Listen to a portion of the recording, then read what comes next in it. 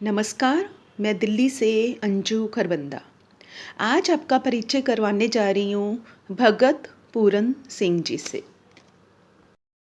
Mini पत्रिका के एक कार्यक्रम में जाने का अवसर मिला। ये कार्यक्रम आयोजित किया गया था मानावाला कॉम्प्लेक्स में, जो कि अमृतसर से लगभग 8 किलोमीटर दूर जालंधर अमृतसर जीटी रोड पर स्थित है। पिंगलवाड़ा चैरिटेबल संस्था अमृतसर सन 1947 से बीमारों, अपाहिजों, लावारिस रोगियों, बच्चों, मर्दों, स्त्रियों और अंगहीनों की सेवा संभाल दानी सज्जनों के सहयोग और गुरु घर के आशीर्वाद से निरंतर करती आ रही है।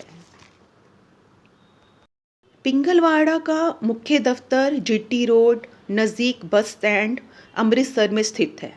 उसके अलावा मानावाला, पंडोरी वड़ैच, श्री गोइंदवाल, संगरूर, जालंधर, चंडीगढ़ पलसौरा और लुधियाना दफ्तर पिंगलवाड़ा में इसकी ब्रांचेस स्थित हैं। वहाँ हमारी मुलाकात एक सज्जन पुरुष से हुई, जिन्होंने हमें वहाँ के बारे में काफ़ी कुछ बताया। What is the हाँ reason जी। behind why the children are mentally retarded जी। and physical retarded? Because they have not taken the medicine doctor prescribed, that doctor told, oh my dear daughter, take this medicine for 9 months. What is the medicine? Iron and folic acid. You will have to take medicine for 9 months. If you will not take, the child may be physical retarded or mental retarded. Physical tarder और mental टार्डर जो है, हाँ जी। ये क्यों होता है? जी। क्यों, कैसे हिंदी बोल रहे? हाँ जी, हाँ कैसे जी। होता है? हाँ। क्योंकि डॉक्टर कहता है जो प्रेग्नेंट लेडी है, हाँ जी। फ्रॉम दी वेरी बिगिनिंग, बेटा ये गोली 9 मंथ लेनी है। गोली क्या है? आयरन और फोलिक एसिड की। जी। वो लड़कियां नहीं लेती, इसलिए बच्चे मेंटल टार्डर और फिजिकल टार्डर होते हैं। हमने इससे बचना है। जी तो जब भी बिल्कुल। हमारी धी बहन कोई प्रेग्नेंट है, जी। उसने ये आयरन और फोलिक एसिड लेना है। आयरन और फोलिक एसिड कहाँ गया? हाँ। Because farmers are putting heavy dose of pesticide and chemical fertilizer. So there is no iron and folic acid in the food. So we'll have to take extra iron and folic acid for the 9 months. जी जी। Thank you.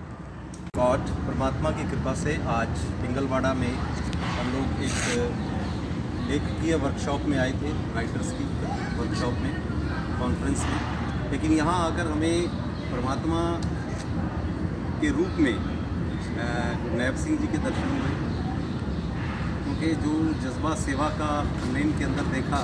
मैं तो भाई एक मामूली आदमी हूँ, मेरा नाम नैब सिंह है। मैं ऑनररी एजुकेशन एडवाइज़र हूँ, यहाँ के स्कूलों का प्रबंधक हूँ और मैं कनाडा का परमानेंट रेजिडेंट हूँ। मेरी फैमिली आठवा है, पर मुझे ये सेवा 18 साल से यही सेवा अच्छी लगती है। सेवा में से एक बार जो चला गया बाहर नहीं आ सकता, और सेवा में जो खुशी है वो किसी और चीज़ों से नहीं मिलती। तो सेवा ही जीवन है, आल्टुइज्म ही लाइफ है। तो हम सब लोगों को बेनती करेंगे कि ये जरूर करो, मनुष्यता की सेवा, मानव की सेवा, उत्तम सेवा। धन्यवाद दोस्तों। हम भी कभी समाज में बड़ी अच्छी आबो हवा में रहते हैं, बहुत सुख सुविधाएं हमें परमात्मा ने बख्शी हैं, लेकिन यहाँ आकर हमें लगता है कि वाकई इन बच्चों की ज़िंदगी गुरनैब सिंह जी जैसे लोग और इनकी पूरी टीम किस तरह से दिन रात इनकी सेवा में लगी रहती है, ये देखकर हमें अंदर से एक प्रेरणा मिलती है कि हमारे इंसान होने का अर्थ क्या है। आँख नहीं है। पिंगलवाड़ा में लगभग 1000 रोगियों के लिए सुविधाएं हैं। यहाँ उनकी बहुत अच्छे से देखभाल की जाती है। मुख्य शाखा में प्रशासनिक परिसर है, प्रिंटिंग प्रेस, एक महिला वार्ड है, उसके अलावा बच्चों का ward, dispensary, medical lab, dental centre और कॉमन किचन है। आइए अब आपकी मुलाकात करवाती हूँ भगत पूरन सिंह जी से। उनका जन्म 4 जून 1904 को पंजाब के लुधियाना ज़िले के राजेवाल रोहनों में हुआ। हिंदू होने के कारण उन्हें रामजी दास नाम दिया गया। बाद में सिख धर्म अपनाने पर उनका नाम पूरन सिंह हो गया। वह बहुत छोटे थे जब उनके पिता की मृत्यु हो गई। माँ ने उन्हें मैट्रिक स्तर तक की शिक्षा पूर्ण करने के लिए प्रोत्साहित किया ताकि उन्हें सरकारी नौकरी मिल सके। बेटे की शिक्षा अच्छे से पूर्ण हो सके इसके लिए उनकी माँ मॉन्टगोमरी साहिवाल में एक डॉक्टर के घर घरेलू सहायिका के रूप में काम करने लगी। वह छात्रावास में रहने लगे। तब माँ प्रति माह 10 रुपये उन्हें भेजा करती थी। पूरन सिंह 10वीं की परीक्षा में असफल हो गए। उन्हें वापस लाहौर बुला लिया गया। उन्हें किताबें पढ़ने का बहुत चाव था, इसलिए उनका अधिकतर समय पुस्तकालय में ही बीतता। लाहौर में रहते हुए वह गुरुद्वारा देहरा साहिब जाया करते। वहाँ सेवा भाव से दर्शन करने आए लोगों को हाथ धोने के लिए पानी उपलब्ध कराते, गुरुद्वारे के मवेशियों की देखभाल करते, सफाई करने में मदद करते और रसोई के कामों में भी अपना पूरा सहयोग देते। गुरुद्वारे में काम करते हुए उन्होंने निश्चय किया कि वह अपना शेष जीवन मानवीय कार्यों के लिए समर्पित करेंगे। यह 1934 की बात है। एक दिन देहरा साहिब गुरुद्वारे के दरवाजे पर कोई 4 बरस के एक बच्चे को छोड़ गया जो कुष्ठ रोग से पीड़ित था। उस बच्चे की जिम्मेदारी पूरन सिंह जी को सौंप दी गई। पूरन सिंह ने उस बच्चे का नाम बहुत प्यार से रखा, प्यारा सिंह। उन्होंने प्यारा सिंह को प्यार से गोद में उठा लिया और कहा, मेरे गले की माला। और वह हमेशा प्यारा सिंह को अपने साथ ही रखते थे। 1947 में भारत विभाजन हुआ। पूरन सिंह जी बीमार, विकलांग, बेसहारा लोगों की दिन रात सेवा करते। उनका दर्द उन्हें अपना दर्द महसूस होता। उन्हें दिन रात यही चिंता रहती कि इन लोगों को रखा कहाँ जाए।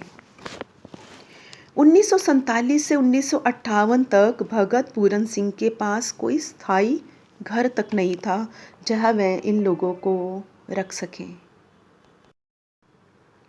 गरीबों के लिए चंदा इकट्ठा करने के लिए वह हमेशा दान पेटी और घंटी उठाए घूमते रहते। इसी दौरान उनकी मुलाकात हुई देसराज बिंद्रा जी से,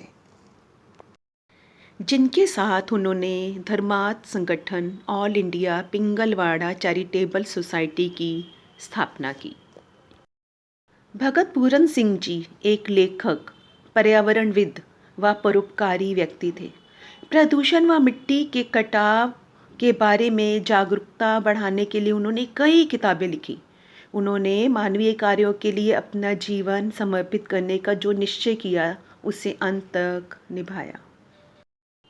5 अगस्त 1992 में उनकी मृत्यु के बाद से इस संस्था का नेतृत्व डॉक्टर इंदरजीत कौर कर रही हैं, जो एक डॉक्टर हैं तथा संगरूर में अपना क्लिनिक भी चलाती हैं।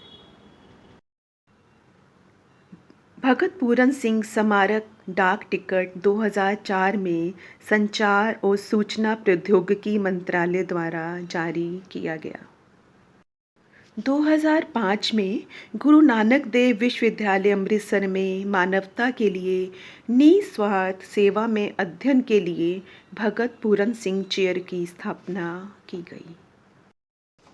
भगत पूरन सिंह जी पर एक फिल्म भी बनी जिसका नाम है ए जन्म तुम्हारे लेखे।